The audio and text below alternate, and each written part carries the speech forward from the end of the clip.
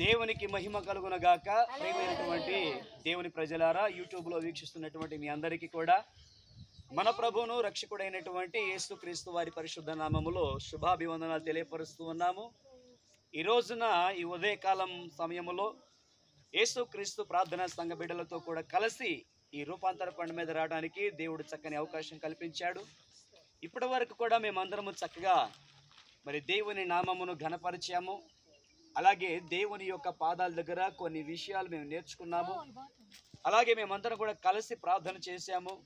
ఈ సమయంలో మీతో మాట్లాడటానికి ఇటు అవకాశం కల్పించిన దేవాది దేవునికి మహిమ కలుగునుగాక. ప్రియమైన దేవుని ప్రజలారా, ఈరోజు ఒక చిన్న మాట మీతో పంచుకోవాలని నేను ఇష్టపడుతున్నాను. పరిశుద్ధ గ్రంథములో రాయబడినటువంటి ఒక మాట, ఒక భక్తుడు చేసిన ప్రార్థన.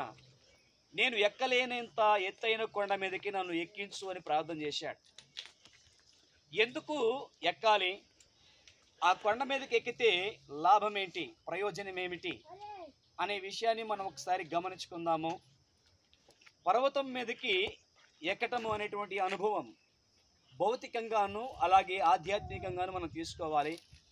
మొదటిగా భౌతికంగా మనం తీసుకున్నట్లయితే, మొట్టమొదటిగా అబ్రహాము అనేటువంటి వ్యక్తిని, మన పితరుడైనటువంటి అబ్రహాముని దేవుడు మోరియా పర్వతం మీదకి ఎక్కి అక్కడ నేను చూపించే స్థలమందు బలి అర్పించమని చెప్పేసి మాట్లాడినప్పుడు, అబ్రహాము ఇంచుమించుగా 110 సంవత్సరాల వయసులో తన కుమారుడైనటువంటి ఇస్సాకును తీసుకొని మోరియా పర్వతం మీదకి వెళ్ళి అక్కడ దహన బలి అర్పించినప్పుడు అక్కడ జరిగినటువంటి ఆశ్చర్యకరమైన సంఘటన మీ అందరికీ తెలుసు.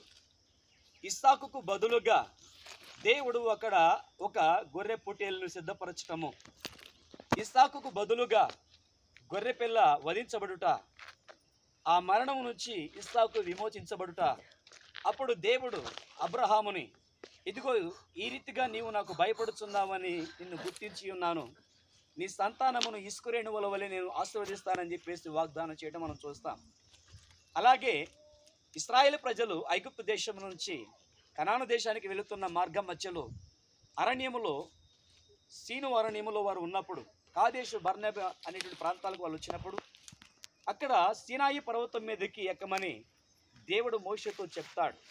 ఇదిగో నేను అక్కడ నీకు ధర్మశాస్త్రాన్ని ఇవ్వబోతున్నాను, ఆ సీనాయి పర్వతం మీదకి ఎక్కమన్నప్పుడు మోషే సీనాయి పర్వతం మీదకి ఎక్కి 40 రాత్రింబగళ్ళు అక్కడ ఉన్నాడు.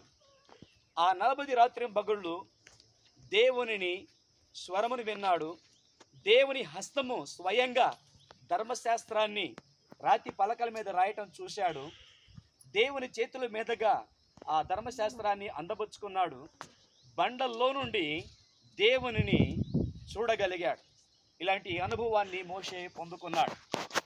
అలాగే అదే విధముగా దావీదు తన కుటుంబములో ఒక సమస్య వచ్చినప్పుడు, తన కుటుంబంలో ఒక బాధ వచ్చినప్పుడు, ఒక శ్రమ వచ్చినప్పుడు, తన ప్రాణం తీయటానికి కొన్ని వేల సంఖ్యలో జనులు బయలుదేరినప్పుడు, తన సొంత కుమారుడే తనను చంపటానికి అహితోపేలు అనేటువంటి ఒక దుర్మార్గుడు ప్రేరేపించాడని సంగతి తెలిసినప్పుడు దావీదు ఒలివల కొండ ఎక్కుచూ ఏడ్చుచూ ప్రార్థన చేశాడు, అహితోపేలు యొక్క ఆలోచన చెడగొట్టుము అని.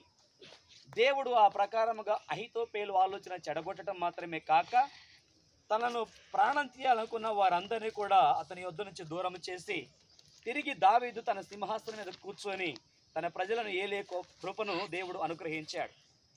అదే ఒలివల కొండ మీదకి యేసుక్రీస్తు ప్రభు వారు తన శిష్యులను తీసుకొని వెళ్ళినప్పుడు పేతురు, యోహాను, యాకోబులు చూస్తుండగానే ఆయన రూపాంతరం చెందుట, మోషేయు ఏలియాయు దేవదూతలు వలె ఆయన కుడి ఎడమల పార్శ్వముల యందు కూర్చొని ఆయనతో ముచ్చటించడం వారు చూచుట ఒక గొప్ప అనుభూతి. అదే విధముగా యేసుక్రీస్తు ప్రభువారు పునరుద్ధానుడై లేచి 40 దినములు తన శిష్యులకు కనబడి చివరిగా వారందరినీ కూడా సంఘమంతటిని తీసుకొని ఒలివల పర్వతం మీదకి వెళ్ళి అక్కడ నుంచి ఆయన పరలోకానికి ఆరోహణమవుతూ, ఇదిగో నేను సదాకాలం మీతో కూడా ఉంటాను, మరలా తిరిగి ఇదే ఒలివల పర్వతం మీదకి నేను వస్తాను, నేను ఎలాగైతే వెళుతున్నానో అలాగే నేను వస్తానని తన శిష్యులకు ధైర్యం చెప్పి వెళ్ళాడు. సో ఈ సంఘటనలన్నీ మనం జ్ఞాపకం చేసుకున్నప్పుడు పర్వతం యొక్క అనుభవం, ఒక్కొక్క పర్వతం ఒక్కొక్క అనుభవాన్ని నేర్పిస్తుంది. వీటి గురించి మరింత వివరంగా చేయడానికి సమయం సరిపోదు. దీనిని మనం ఆధ్యాత్మికమైనటువంటి జీవితంలో తీసుకొని మనము కూడా దేవుని సన్నిధిలో ఇలాంటి అనుభవాలు పొందాలని మీ అందరికీ విన్నపం చేస్తున్నాను. ఈరోజు సంఘ బిడ్డలందరూ కూడా అలాంటి అనుభవాన్ని పొందుకున్నారు, వారెంతో సంతోషించారు. అలాంటి సంతోషం దేవుడు మీ జీవితంలో కూడా నెరవేర్చును గాక. ప్రార్థన చేసుకుందాం. పరిశుద్ధుడైన మా తండ్రి, ప్రేమ నమ్మకం కలిగిన మా దేవ, ఈ దినమందు ఈ రూపాంతర పండుగ మీద మమ్మల్ని నడిపించిన విధానాన్ని బట్టి నేను స్తుతిస్తున్నాం. చేరి వచ్చిన వారందరిని బట్టి నేను స్తుతిస్తున్నాం. ఇదిగో ఈ మాటలన్నీ విన్న యూట్యూబ్లో వీక్షిస్తున్నటువంటి వారిని బట్టి కూడా నీకు స్తోత్రాలు చెల్లిస్తున్నాం. ఇదిగో 3 అనుభవాలు. అయ్యాదు అబ్రహాము మోరియా పర్వతం మీద, మోషే సినాయి పర్వతం మీద, దావీదు ఒలివల పర్వతం మీద, యేసుక్రీస్తు ప్రభువుల వారుగా నీవు ఈ లోకానికి వచ్చినప్పుడు ఒలివ పర్వతం యొక్క అనుభవం, ఆ ఒలివ పేరు పర్వతం మీద రూపాంతరం చెందిన అనుభవం. ఇదిగో ఈ రోజు నాయన మా జీవితంలో ఈ రూపాంతర కొండ మీద ఈ అనుభవాల గురించి మాతో మాట్లాడి మమ్మల్ని బలపరిచినందుకు నేను స్తుతిస్తూ, నీ చిత్తమైతే మరొక సమయం ఇలాంటి అవకాశం మాకు కల్పించమని, మోషే యొక్క జీవితంలో, అబ్రహాము జీవితంలో, దావీదు జీవితంలో, అయ్యాదుగో తండ్రి నీవు ఈ లోకంలో ఉన్నప్పుడు నీవు పొందినటువంటి అనుభవాలు మేము కూడా పొంది నీ కృపలో వర్ధిల్లడానికి సహాయం చేయమని మా ప్రభువును ప్రేరక్షకుడైన యేసుక్రీస్తు వారి పరిశుద్ధ నామములో అడిగి వేడుకొని పొందుకొని ఉన్నాము తండ్రి. ఆమేన్. అందరికీ వందనాలు. ప్రభు మిమ్మలను ఆశీర్వదించును గాక. ఆమేన్.